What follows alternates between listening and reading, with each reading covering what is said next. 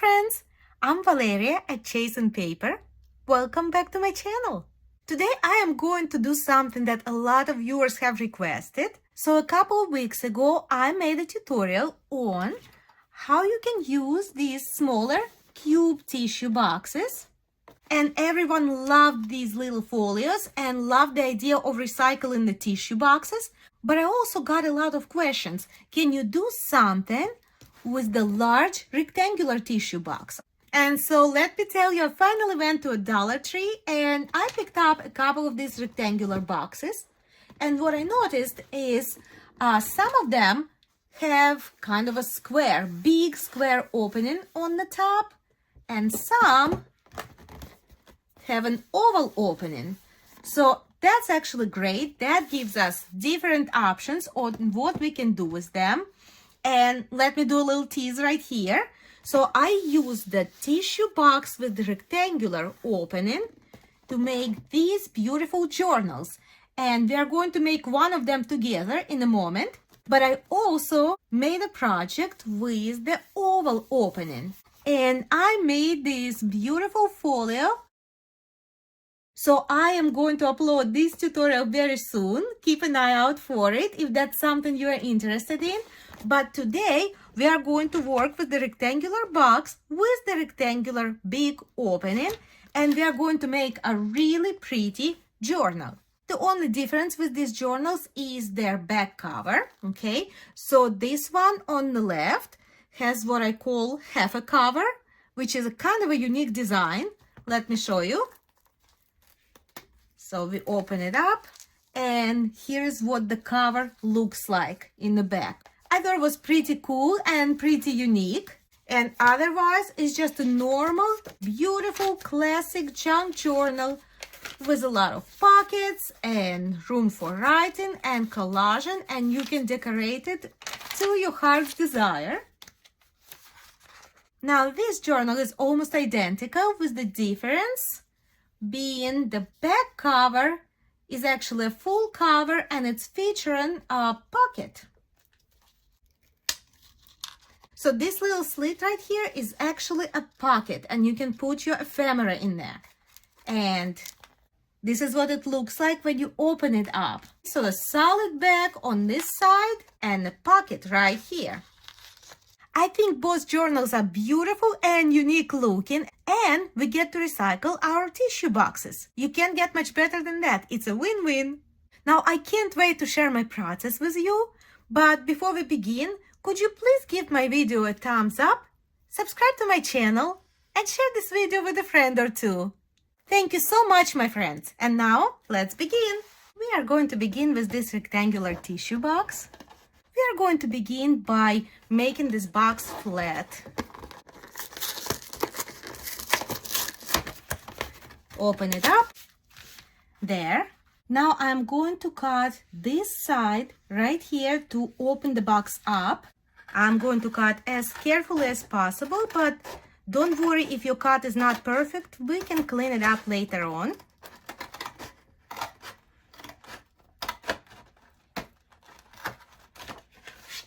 And there we have it. Now it's time to remove some pieces. So what I'm going to keep in this box is this panel with the window and the panel directly to the left, this smaller one. So I'm going to make a cut right here.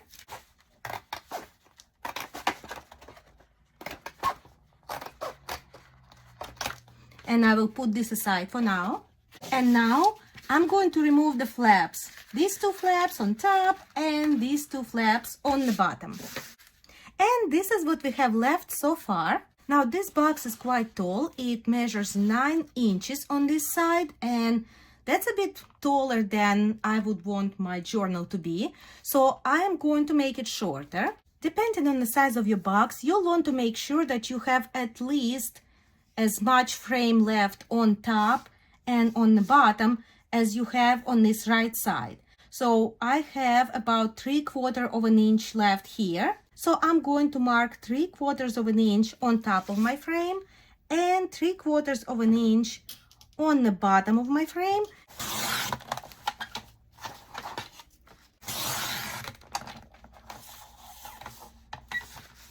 go ahead and take the plastic off.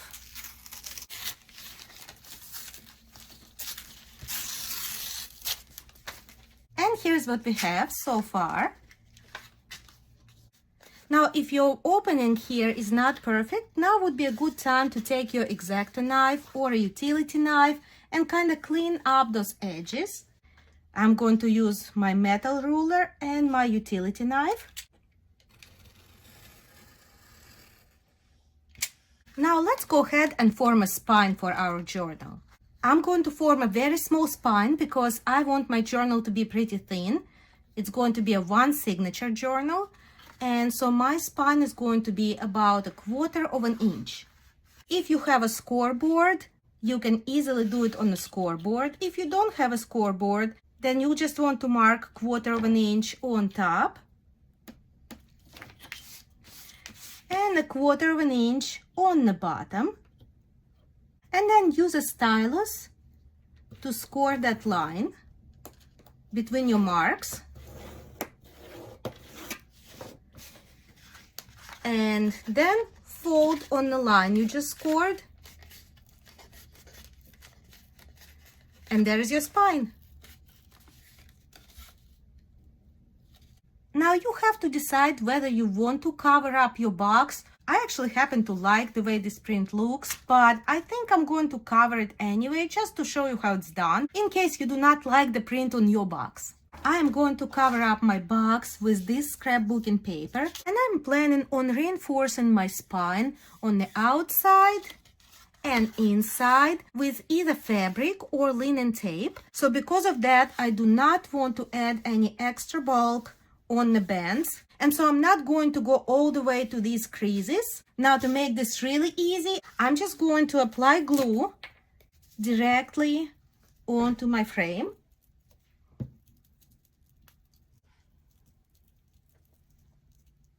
And I'm going to flip it over and put it right on the paper.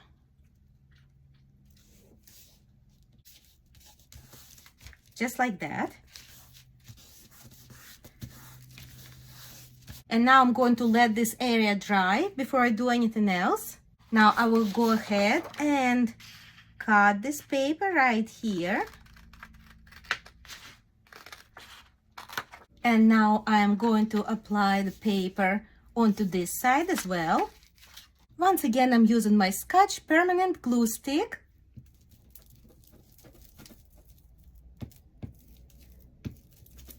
And there goes my paper.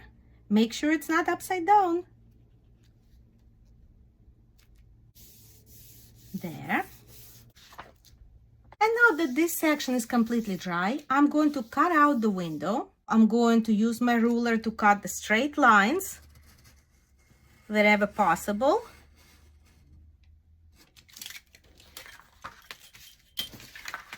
So the long sides first.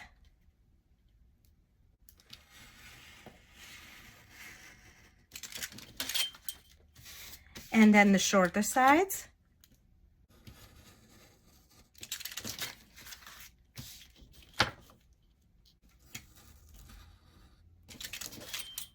And now I'm just going to come in and make this circular cuts right here. Just following the line on my box. There.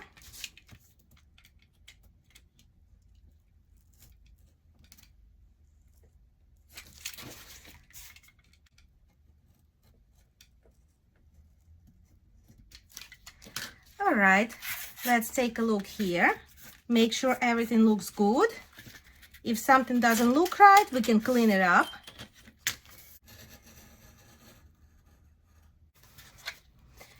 And I'm going to cut this side off.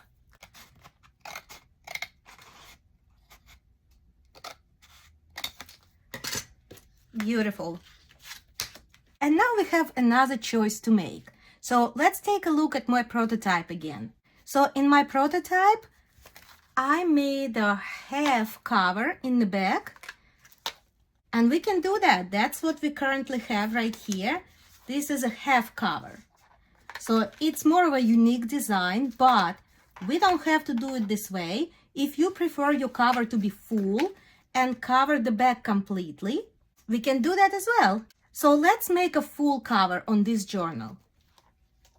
Here's the part of the box that we cut off initially. I'm going to use this panel to add to the back of our journal. And this way we can have a pocket in the back cover and a full cover in the back. Here's how it's going to work. First of all, I'm going to mark how tall my panel needs to be. And I'm going to use our journal as a guide because I do not want to take any formal measurements. So there we are. And I'm going to cut it down this way. And I'm also going to cut off this little panel because I know we're not going to use that.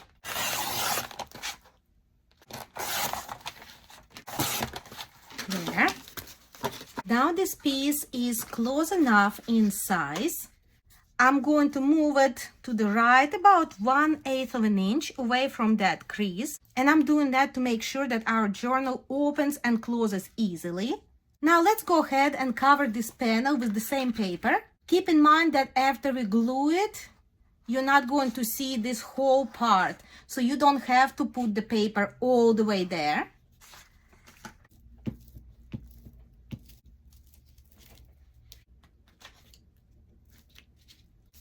There.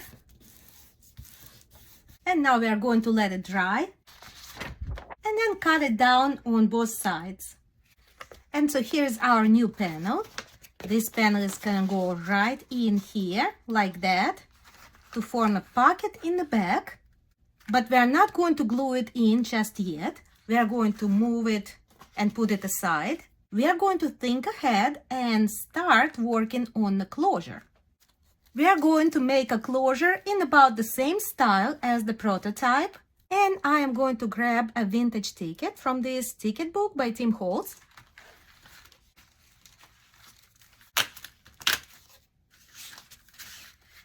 It's a bit too long, so I'm going to cut it down. And I'm going to round the corners.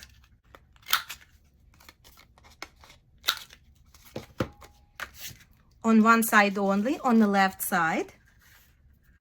All right, and so I just found out that apparently my phone wasn't filming when I thought it was. Who knew? Not me.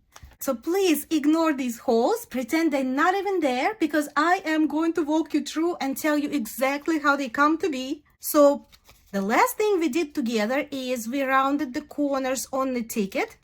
And I also went ahead and inked the ticket all around.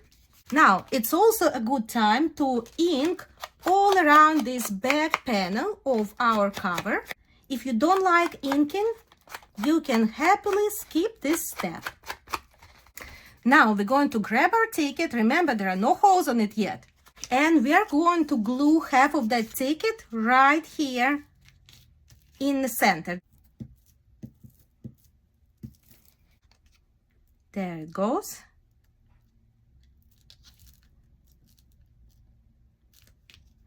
There. At this point, I will mark 2 holes on my ticket. So I'm going to find an equal distance from the bottom of the ticket and from the top of the ticket and mark my 2 holes. And now I am going to use my Crop-A-Dile Big Bite to punch those holes in both the ticket and the cover. And there we have it, 2 holes. We might as well go ahead and set our eyelets because we are going to have to do this eventually. So might as well do it now. Here are my 2 eyelets. Crop-A-Dile is coming back. First eyelet. And the second eyelet. Now let's go ahead and make 2 remaining holes on this ticket. I'm going to use my ruler to make sure that the holes are in just the right place. All right, so it has to be on the same line with this first hole. And I'm putting them about 3/4 of an inch away from this edge. So here's my first mark right here. And here's my second mark right here. I'm punching the holes.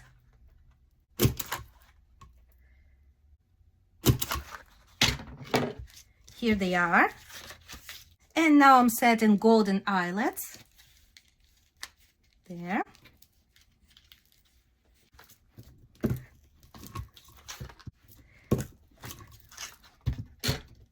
Now let's add our elastic cord. I'm using a thin elastic cord. This is 1mm cord. And I'm going to need about 20 to 22 inches. Now I'm going to take two ends of this cord, and right from the outside, I'm going to put each end in each hole, like that. Pull it through. Now flip it over. Once again, take each end and put it through the same holes to bring it back to the outside, like that, and like that. Flip it over. There we are. Here's what you should have so far. Now take your top cord and put it through this bottom hole right here. And take your bottom cord and put it through the top hole right here. There. And we formed like a little X. Now I'm going to take my top cord and put it through the bottom hole from the inside. I pull it through and I put it back through the top hole. There. And the same cord I'm going to put through the bottom hole and bring it out on the outside. Now my bottom cord I'm going to put from the inside into that top hole and pull it out. And there you have it. Here's our closure. We don't know exactly how big our closure needs to be because we didn't add our pages yet. So what I'm going to do is I'm kind of going to fold this up and add a little clip right here. You can use a paper clip, anything to just hold it in place until we are ready to finish it off. And meanwhile, let's add the rest of our cover. So our cover is going to go right in here. I'm going to use my art glitter glue for some strong hold and good precision. And I'm going to put a line of glue here and a line of glue here. I'm actually going to add another line of glue right here. I don't mind my pocket to be a little shallow, but I do want a good hold for my cover. And now let's glue our cover in. Make sure that it's not upside down. There we go, like that. And leaving about 1/8 of an inch between the crease. I'm going to wipe up any glue that is seeping through. And let's take a quick look on the outside to make sure everything looks good here. Now I'm going to let it dry. And now your pocket is formed, and whatever you decide to put in that pocket is now going to be visible from the back, and it's going to add another layer to your journal. And now we need to adjust how long this back cover needs to be. So I'm going to close our journal and mark with my pencil exactly where I need to cut the back side off. I am now going to round all my corners.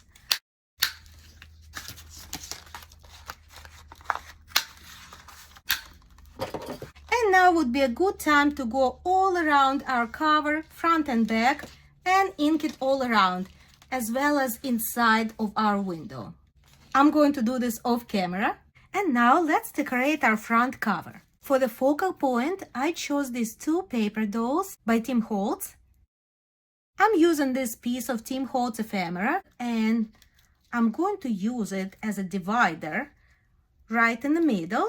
And I'm going to use another piece of ephemera these flowers to add at the top of that map. The most important thing here is the order in which we are going to glue these things down. So we're actually going to begin with the divider. So this middle piece right here, this is the first piece that's going to go onto the cover.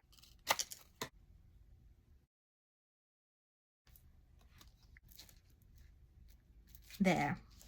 Next, we are going to glue in our top paper doll. I'm kind of going to put him inside. And I want his shoulder to be on the inside, but his head peeking out on the outside of our cover. Some glue along the bottom, some glue right around here, and some glue in the back of his head.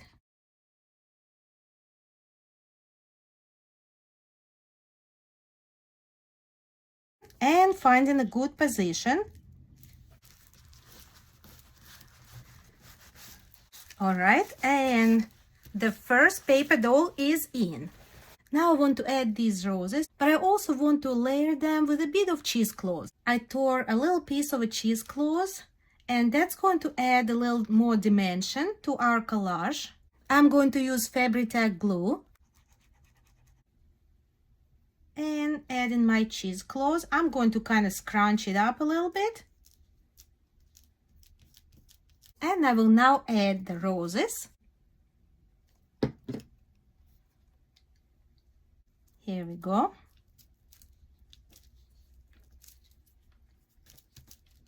And now we are ready to add our young lady into the bottom left corner. So she's gonna go like this.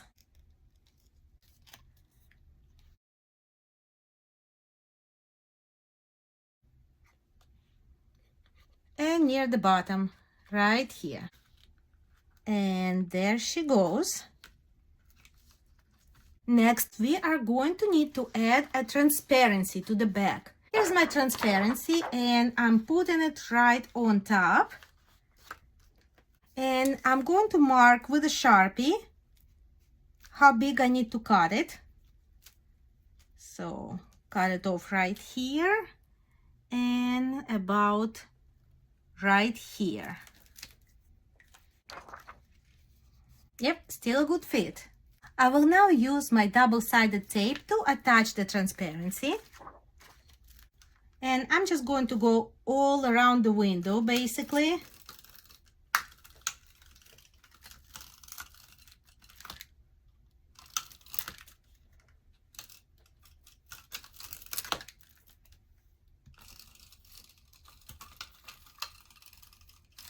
Placing my transparency right on top. Nice and flat. Beautiful. And now we are going to add a final layer to our cover. Here is the paper I'm going to use. It's thick and it's double-sided. So it's going to work perfectly here. And I really like what it adds to our collage. I think it really adds a nice layer to our cover.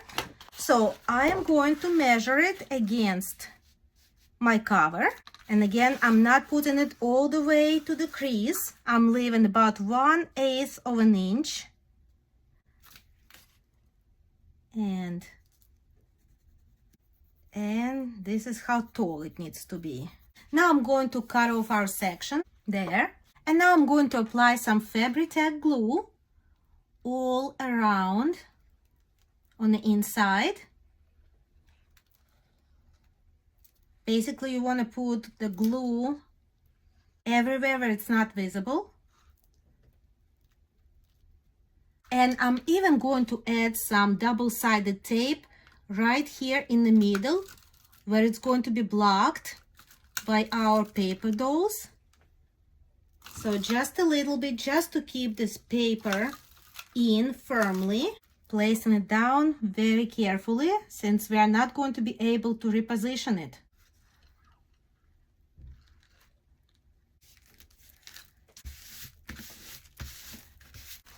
And now let's use our remaining paper to line the back. We don't have to use Fabri-Tac here, since we're not working with transparency or any other materials other than chipboard and paper. So our glue stick will do just fine. And putting that right on top. That closure is kind of in the way right now, so I'm just going to remove the clip for a moment.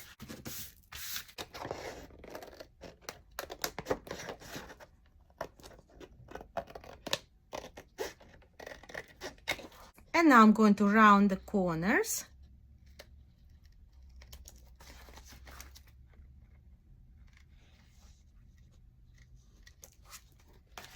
And they're all done. I will now go ahead and ink all around the edge on the inside.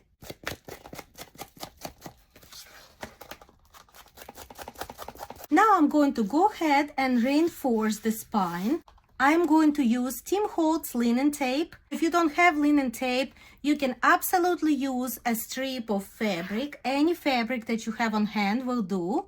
And use Fabri-Tac glue to attach it.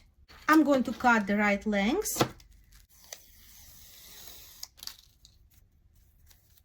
And applying it to cover our spine and all the edges. Straight down. There. I'm going to use my bone folder to burnish all the creases and all the folds and make sure that it adheres really well. Perfect. And now we are ready to stitch in our signature. Here I have a stack of papers, all different kinds of papers. I'm going to fold each of these papers in half, and then I'm going to cut them down so that they could fit into our cover. And now I have my pages all ready. They're all folded in half, and they have been cut to size. And I have a total of 19 pages. Anywhere between 15 and 20 pages seems to be a good number to fit into this kind of a journal. Now let's go ahead and stitch this signature in using a 3-hole pamphlet stitch. So first of all, I'm going to mark the holes on the spine. I'm going to need to mark 3 holes. 1 hole is going to be in the center. And now we're going to put 1 hole on top and 1 hole on the bottom. The only thing that is important is to mark these holes on the center of the spine and make sure that all 3 holes stay on the same line. So I'm going to help myself with the ruler just to make sure that those holes go on the same line. I'm going to place my top hole about right here. And now the hole on the bottom right here. Now I'm going to use my awl to pierce those holes.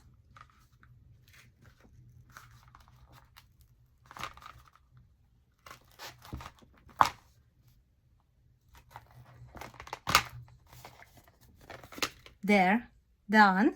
And now we need to place coordinating holes into our signature. The easiest way to do this is to remove the first page. I'm putting the rest of the signature aside for now. I'm placing this page right next to the holes, and I'm going to make sure that it's placed exactly where my signature is going to be in the journal. And now I'm going to place pencil marks right along the side of those holes, the bottom one and the top one. There. Now I'm going to open this page up and place the holes right on my marks. Middle, top, and bottom. Now I'm bringing my signature back in, folding my cover page, and I'm putting it right in the center fold of the signature. Making sure my signature is put together the way I want it. Check on all your pages, especially the small ones. And I'm going to pierce the holes through the entire signature, through all the pages. And I'm going to use my first page, this one, as a guide. And the holes that we just made, those are my guide holes. So here is my central hole, my top hole,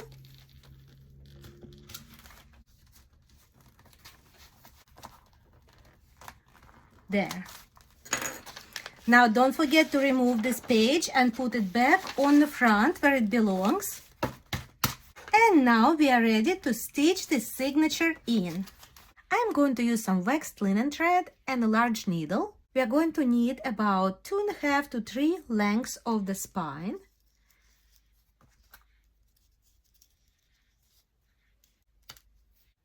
Thread in my needle. There. Now I will open my signature in the middle, and I'm going to go to the central hole from the inside through all my pages and the cover.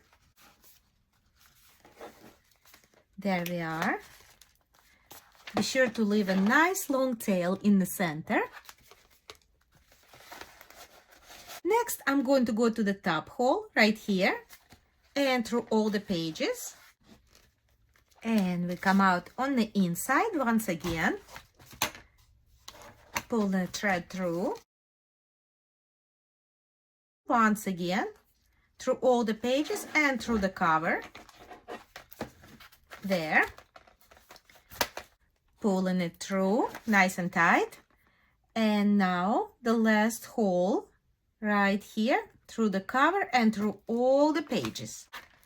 And we come out in the center. Pull it out.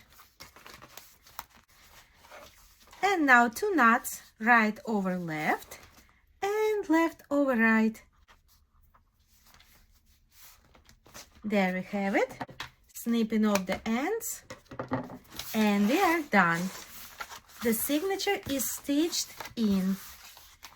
Now that we finished stitching our signature inside of our booklet, I can go ahead and finish off our spine. And I'm going to cover it up with the same linen tape that I used on the inside of the spine. This is going to both cover up the stitching and add some reinforcement to our spine. I'm going to open our journal in the middle and flip it over. Nice and straight. I think I want my roses to go on top of that, so I'm just gonna gently attempt to peel them up and put the tape down. And now I'm going to use some Fabri-Tac glue to glue down these roses. There. And now we can finish our closure. So for the closure, I'm going to use this button, and I am going to sew it right onto the cover, but I do like to reinforce the place where I'm going to sew my button on. So once again, I am going to use this tape. I'm going to cut off about 1.5 inches. I'm only going to peel the backing off a little bit, just enough to cover the front. And I'm also going to kind of snip the corners off to make it look a little bit cuter.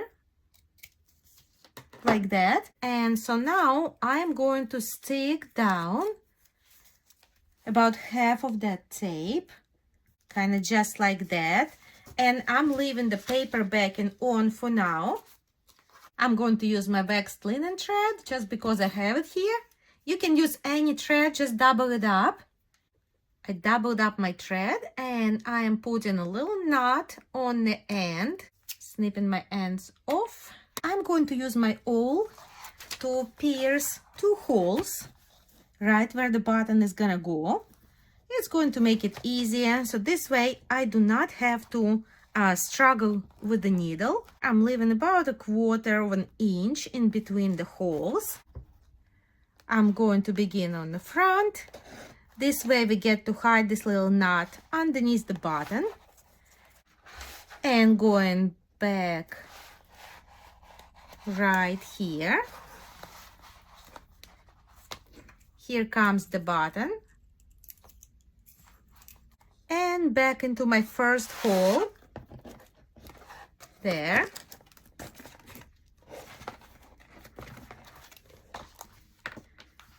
Back out through the hole.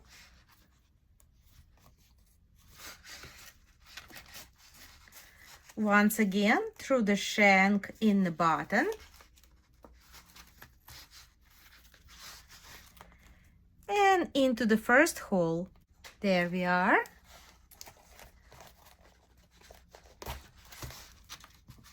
And I'll repeat this step one more time. Now we can take the rest of this backing paper off. And now I'm just going to cover up our stitching. Now let's go ahead and tie off our elastic ends. This is about how much length we need. I'm going to go ahead and put a little tie right here. And since our cord ends were so long, I decided to decorate them with wooden beads. I already placed one in, and we are going to place another one together. I'm threading my cord end through the bead, like that. Then I'm going to make a knot a couple of inches away from our first knot right here.